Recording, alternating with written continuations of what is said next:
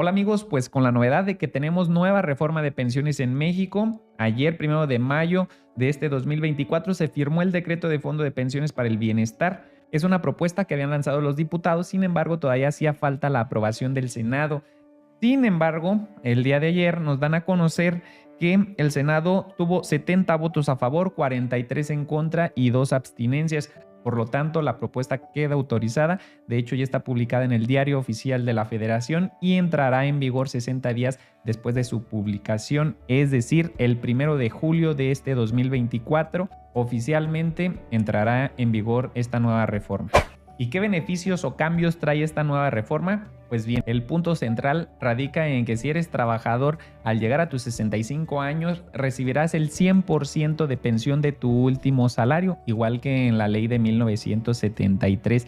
Eso sí, siempre y cuando ganes menos de 16,777 pesos. Es decir, que si estás ganando 15,000 pesos en el momento en que te jubiles, te vas a estar pensionando con esos 15,000 pesos.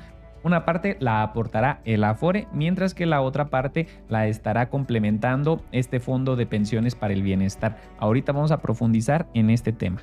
Pero, ¿qué tan necesario era este cambio? ¿De verdad era necesario hacer una reforma al sistema de pensiones? Pues para ponerlo en perspectiva, vamos a revisar un artículo que publicó la doctora Flor de María Taver para el Tecnológico de Monterrey. De hecho, hablamos de este artículo en un video casi hace un año, en este que te dejo por aquí. Y la doctora hacía el comparativo entre la ley de 1973, la ley de 1997 y la última reforma que se había hecho al sistema de pensiones, que fue en 2020. Y aquí podemos ver claramente, fíjate, cómo si eras una persona que estabas generando 13,032 pesos al mes al jubilarte, en la ley de 1973, que era una maravilla, te pensionabas con el 100%, es decir, con esos 13,032 pesos. Mientras que en la ley de 1997 nos pensionábamos ahora con 4,144 pesos, siendo que ganábamos exactamente lo mismo. Y ya con la nueva reforma que había entrado en 2020, pasábamos a recibir una pensión aproximada de 8,241 pesos. Aún así quedábamos muy bajitos. De hecho, entre más ganábamos, más se veía la brecha. Y aquí lo podemos ver con la ley de 1973, una persona que generaba un ingreso de 26,064 pesos en el momento de su pensión generaba el 100%. Y en la reforma de 2020, aunque tuvo una ligera mejora, aún así se quedaba bastante, pero bastante corta, 10,426 pesos. Entonces, con esta nueva reforma de 2024, la intención es que pasemos otra vez a la ley de 1973, pero ya lo mencionamos, siempre y cuando estés generando menos de 16,777 pesos. Todavía hay muchas dudas, no han resuelto qué va a pasar, cómo se va a calcular la pensión para las personas que estén generando más de esta cantidad. O al menos en lo personal, todavía yo no lo sé. Lo que sí está claro es que para las personas que generen menos de estos 16,777 que ya mencionamos, se van a pensionar con el 100%, tal cual como si fuera la ley de 1973. Y bien, suena todo muy bonito, muy padre, pero ¿de dónde saldrá el recurso para financiar todas estas pensiones? ¿Será capaz el gobierno de México de soportar la carga de millones de personas jubiladas a las cuales les va a tener que estar pagando? ¿Y hasta cuándo será capaz de soportar? De momento sabemos que este fondo de pensiones se va a financiar una parte por el Instituto para Devolver al Pueblo lo Robado, otra parte con la liquidación de Financiera Nacional de Desarrollo Agropecuario, Rural, Forestal y Pesquero, la venta de los terrenos del Fondo Nacional del Fomento al Turismo y el cobro de adeudo de entidades públicas con IMSS, ISSSTE y servicios de administración tributaria, así como las cuentas de Afore que estén inactivas. Y aquí es donde todo mundo puso el grito en el cielo. ¿Cómo que nos van a quitar los recursos de nuestras Afores solamente por estar inactivas? Bueno, primeramente hay que revisar qué es una cuenta inactiva. Y en este artículo de la revista Expansión lo explica de manera muy clara. Si eres una persona que tienes Afore y que tienes más de 6 bimestres sin cotizar, es decir, un año ante el IMSS o el ISSSTE, el recurso de tu Afore ahí sí pasará a este fondo. El segundo requisito para considerar una cuenta inactiva es que la persona que cotizó en el IMSS tenga más de 70 años, y ya lo comentamos, y que tenga más de un año inactivo.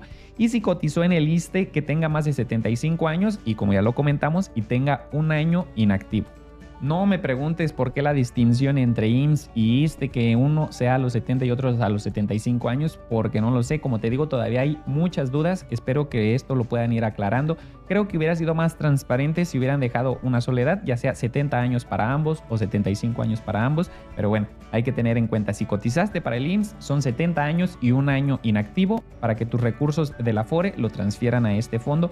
Y si cotizaste en el ISSSTE, serán 75 años más un año sin cotizar. Así ya se considerará una cuenta inactiva y tu recurso se transferirá al Fondo para el Bienestar. Ahora, ¿qué pasa si yo tengo 70 años, coticé en el IMSS y sigo cotizando, sigo trabajando? Bueno, no te preocupes. Aquí también nos menciona que si sigues trabajando o haciendo aportaciones ante el Seguro Social, tu cuenta no se considera inactiva y podrás hacer el trámite de pensión en cuanto estés listo. De cualquier modo, si eres una persona que ya llevas más de un año sin cotizar y estás cercano a los 70 años, yo te recomendaría comunicarte al número del SAR, que es el Sistema de Ahorro para el Retiro, y aquí el teléfono te aparece en pantalla, o si no, ingresar a tu Afore móvil y revisar cuánto es lo que tienes disponible en tu Afore para que puedas retirarlo, porque de lo contrario, ya vimos, se va a ir para este Fondo del Bienestar. Tampoco te espantes, no creas que de manera arbitraria, sin avisarte, van a tomar el recurso. Aquí dice que las Afores deberán avisar un año antes a los trabajadores y o sus beneficiarios que su dinero irá a este fondo de pensiones. También se notificará cuando el dinero se haya transferido al fondo. Y bueno, ya nada más aquí uno de los anuncios oficiales de cómo se propone financiar el Fondo de Pensiones para el Bienestar. Y la mayoría sería por el Instituto para devolver al pueblo lo robado, que sería el 75%, mientras que el 25% sería el resto de las instituciones que ya mencionamos. También nos señala que para garantizar la transparencia del fondo, el Fondo de Pensiones para el Bienestar será un fideicomiso creado por la Secretaría de Hacienda en el Banco de México. El fondo será el responsable de administrar los recursos y contará con un comité técnico para su operación, es decir, estará plenamente garantizado los ahorros de los trabajadores. Pues bien, ya estamos por concluir. Solamente yo tenía una duda, y es que si estos 16,777 pesos que van a empezar a recibir las personas en este 2024 se van a actualizar de acuerdo a la inflación, es decir, que en 2025 este límite incremente.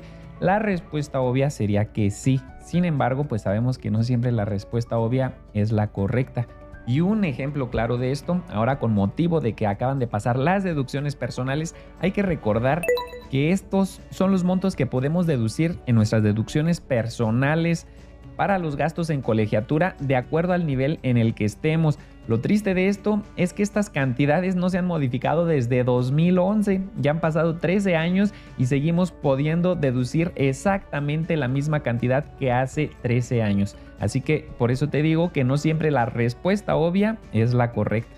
Sin embargo, no te preocupes, leyendo el decreto en el Diario Oficial de la Federación pude encontrar este extracto. El Fondo de Pensiones para el Bienestar brindará a los institutos de seguridad social los recursos necesarios para procurar que los trabajadores que alcancen los 65 años de edad y cuya pensión sea igual o menor a 16,777 pesos con 68 centavos, que equivale al salario mensual promedio registrado en 2003 en el Instituto Mexicano del Seguro Social, actualizado por la inflación estimada para el año 2024, reciban un complemento a las obligaciones del gobierno federal en relación con la pensión que se obtenga conforme a las disposiciones aplicables para que sea igual a su último salario hasta por el monto descrito en este párrafo. Dicho monto deberá actualizarse el 1 de enero de cada año de acuerdo con la inflación estimada para el año correspondiente. Lo anterior, siempre y cuando haya sido iniciada la cotización en términos de la Ley del Seguro Social a partir del día 1 de julio de 1997, es decir, que debemos de ser de la ley de 1997, así como para aquellos trabajadores que se encuentren bajo el régimen de cuentas individuales que cotizan en el Instituto de Seguridad y Servicios Sociales de los Trabajadores del Estado.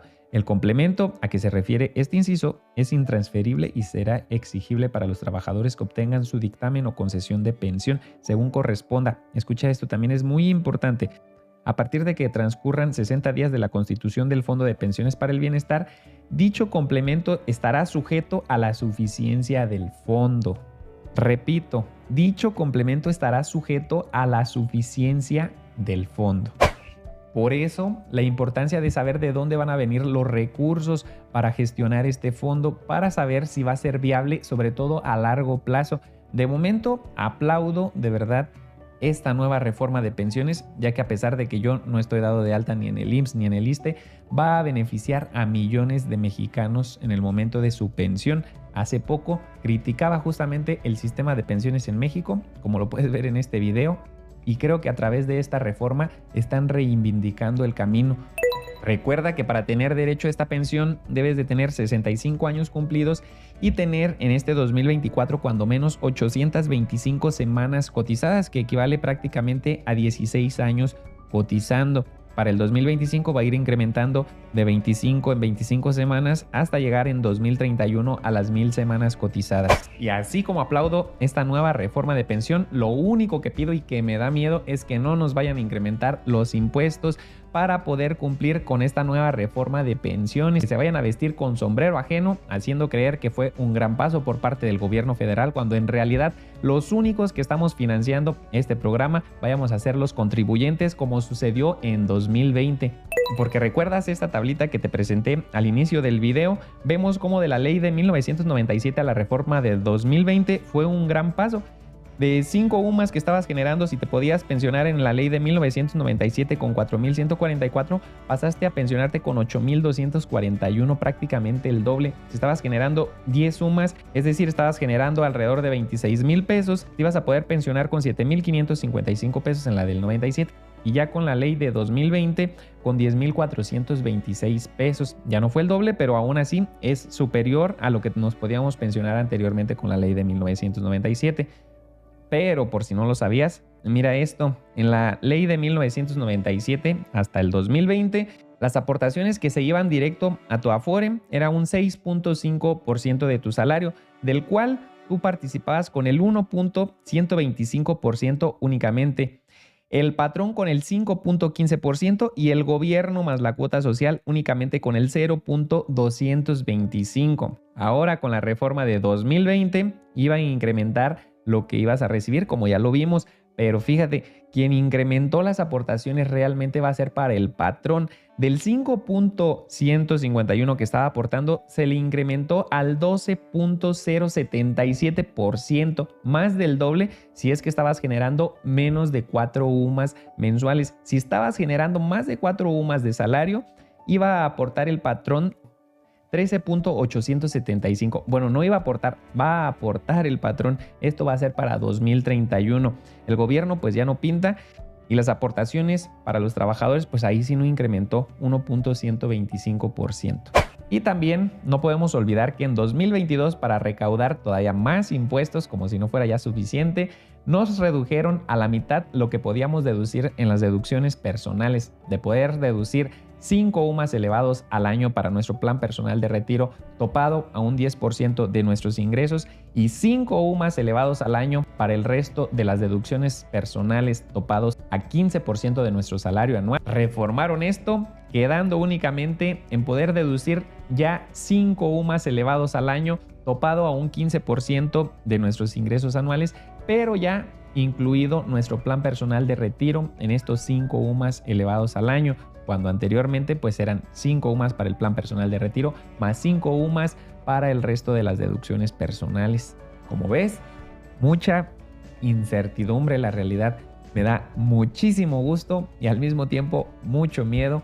Mucho gusto por los millones de mexicanos que se van a ver beneficiados por esta nueva reforma de pensiones y al mismo tiempo miedo por el hecho de que nos puedan seguir exprimiendo más para la recaudación de impuestos y, como ya lo dijimos, se sigan vistiendo con sombrero ajeno como ya sucedió en 2020 y que esta nueva reforma la acabemos pagando nosotros mismos, únicamente disfrazado con mayor recaudación de impuestos. De momento, lo único que nos queda es esperar, dar el beneficio de la duda y también esperar que no se vuelvan a vestir con sombrero ajeno. Coméntame tú qué piensas de esta nueva reforma de pensiones, si crees que es un proyecto viable, sobre todo a largo plazo. Para mí, como siempre, es un gusto compartirte esta información y nos vemos en la próxima.